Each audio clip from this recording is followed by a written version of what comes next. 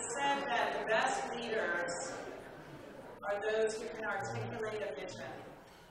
And if the vision is beautiful enough, people are motivated to come and work for that vision. And many of us are here tonight because of the vision that has been articulated by BRED's president, David Beckmann.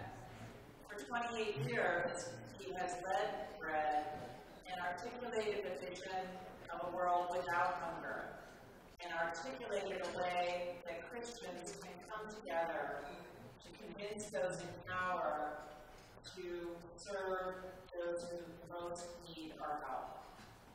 So I'd like to invite David to come to the podium.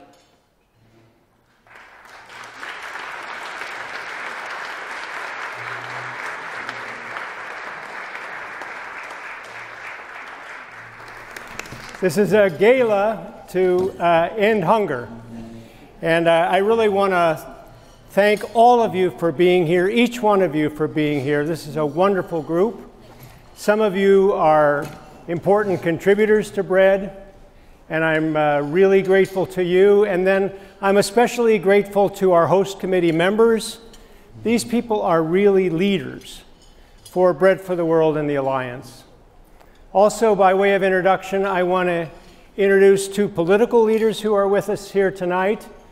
Tony Hall was a Democrat from Ohio, represented Dayton for many years, then ambassador to the UN food agencies in Rome.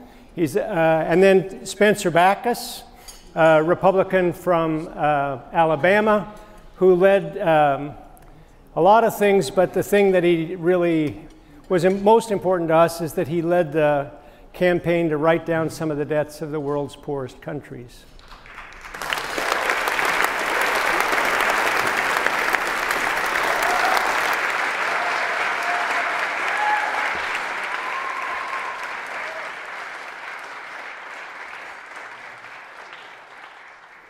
Now, if they can put my graphic up, this is, if some of you came, if you came to the gala last year, you may remember my favorite graphic.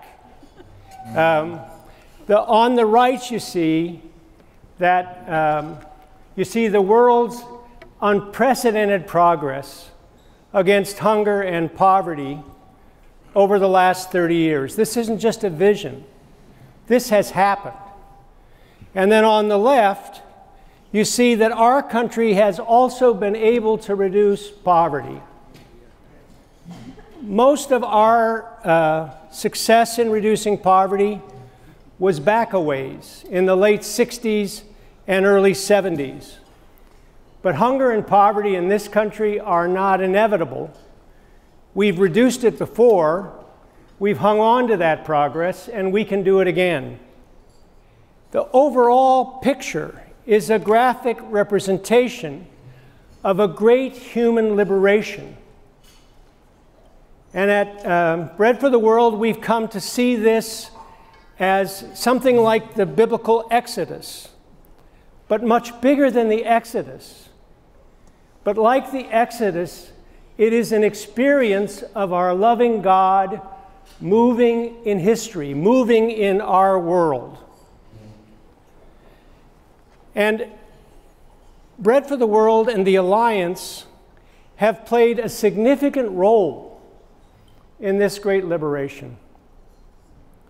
The U.S. government has certainly played an important role in the reduction of hunger and poverty around the world during this last 3 decades. During that period, the amount of money that our government spends on poverty-focused aid quadrupled, and the quality of our aid has also steadily improved. And Bread for the World has been part of that at every step. President Trump wants to make deep cuts in international aid. But with encouragement from Bread for the World and the Alliance, Congress has pushed back. And remarkably, the average appropriation for international aid during the Trump administration has been higher than in the last year of Obama. On the domestic side, oh yeah.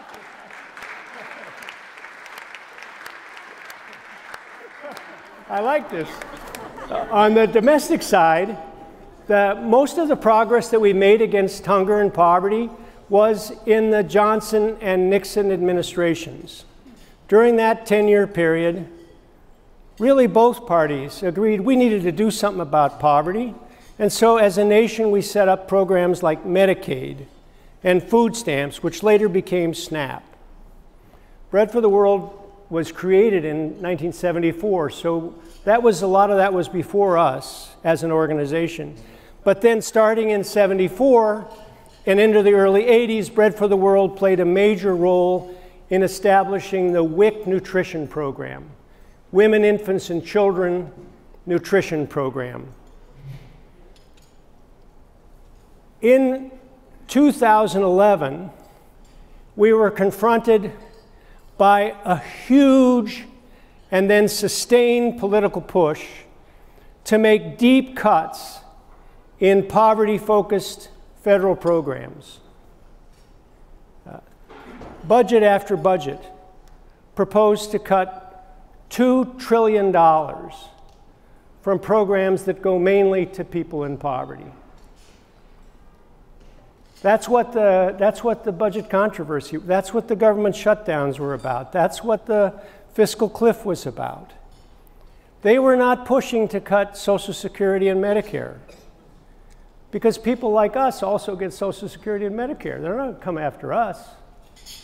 They were pushing to cut SNAP and Medicaid, programs that help families that struggle to put food on the table.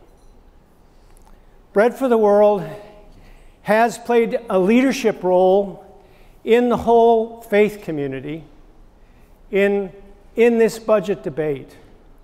And I've been really pleased to see that again and again, when it came time to actually make the cuts,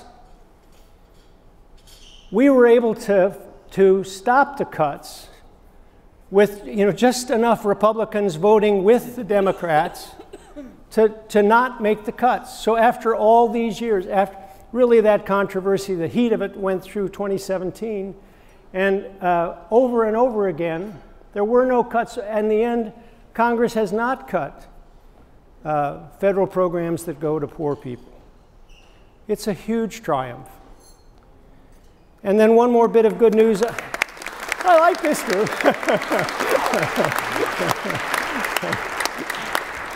I think it's the fact that we've got some politicians here.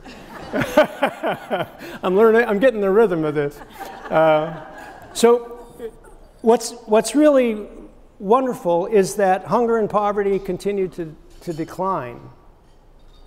All of us have been bombarded with a lot of bad news over the last years. But one bit of good news is that the international indicators of human welfare are still mostly going in the right direction. We're not making the kind of progress that we should make, could make, but they're going in the right direction. And in our country, the Great Recession was a huge setback for people in poverty. But for the last 7 years, the percentage of the population that's in poverty, that's in hunger, has been going down, inching down. So the main point that I've made so far really is that we have good reason for hope. And we have good reason for persistence. So then I want to pivot to talk about things that Bread and the Alliance are doing now. First, the elections of 2020. We have got to make a better politics for our nation in the elections of 2020. If we just keep the kind of politics we have now, things will get worse. And certainly, hunger and poverty in our country and around the world will increase. So I think all of us need to be active in this election. We'll have different candidates and different ways to do it, but people like us need to be active in shaping this election for the good. And Bread for the World and the Alliance are working in various ways to get candidates and voters to think about how this election could result in more opportunity for people who are barely making it. Second, I want to talk about a big campaign to get bipartisan support to reduce child malnutrition.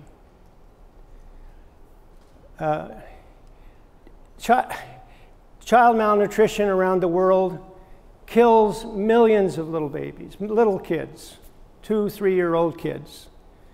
And it stunts the bodies and brains of many millions more.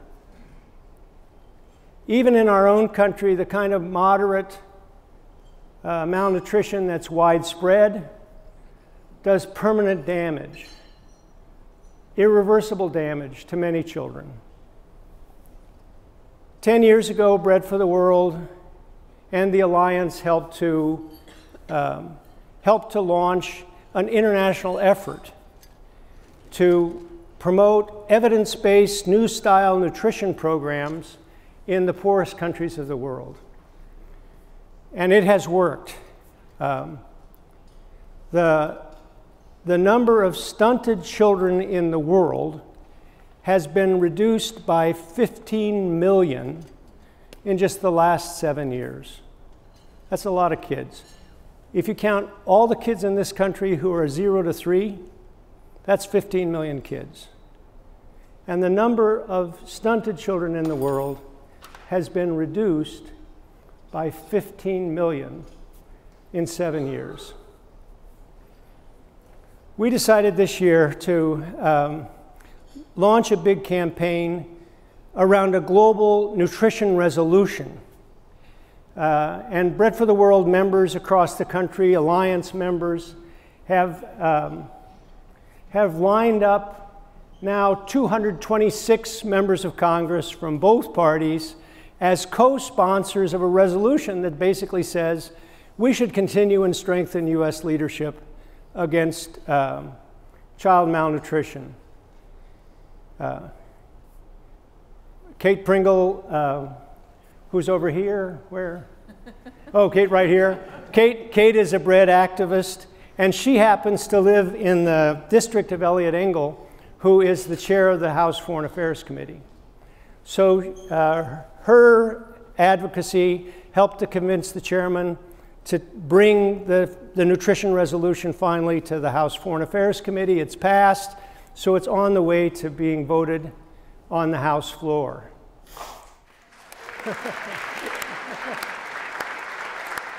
And then out in Idaho, I know you're thinking a lot about Idaho. Out in Idaho, Bread for the World organized a meeting of 100 constituents with Senator Risch. He is the chair of the Senate Foreign Relations Committee. And in that meeting, Senator Risch agreed with his constituents that he would put the global nutrition on the agenda of the Foreign Relations Committee at its next meeting. So I think we're on the way to passage in both houses. We've got some increase in money for this year, but not as much as we wanted. So next year, we're going to have to keep pushing on the money side. And then we're also going to rally around legislation, binding legislation that would establish an expanded and improved U.S. child nutrition program globally, and then companion legislation that's about reducing child nutrition malnutrition in our own country. Some of you know that this has become a personal issue for me because I have 2 adopted sons. My older adopted son, Andrew, when he first reached out to his birth mother about a week after he turned 18, we told him he couldn't do it till he was 18. He found her online, and within a week, she had joined Bread for the World.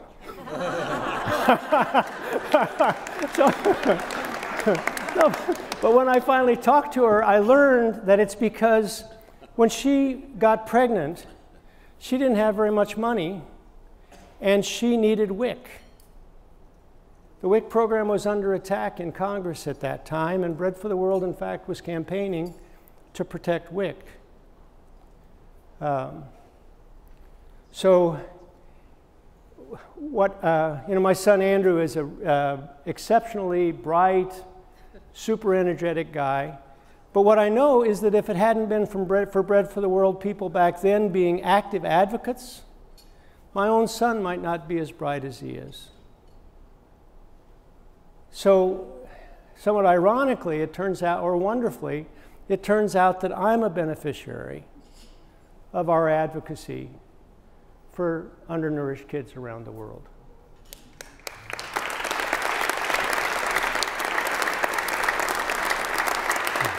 Now, well, the last thing I want to talk about is that we're doing succession planning. We're planning for a big transition. I'm going to retire as president of Bread for the World and the Alliance to End Hunger next June. I will have done it 29 years. I plan to continue to work to end hunger, but in a different role. What I want to assure you is that the board of Bread for the World is doing everything right to recruit a really strong next president for Bread for the World. And Rebecca Middleton is now going to be leading the Alliance to End Hunger. So I'm just...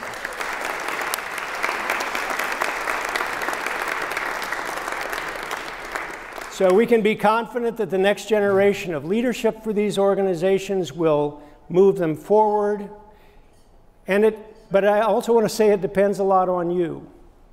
The people in this room, if you continue your support, if you're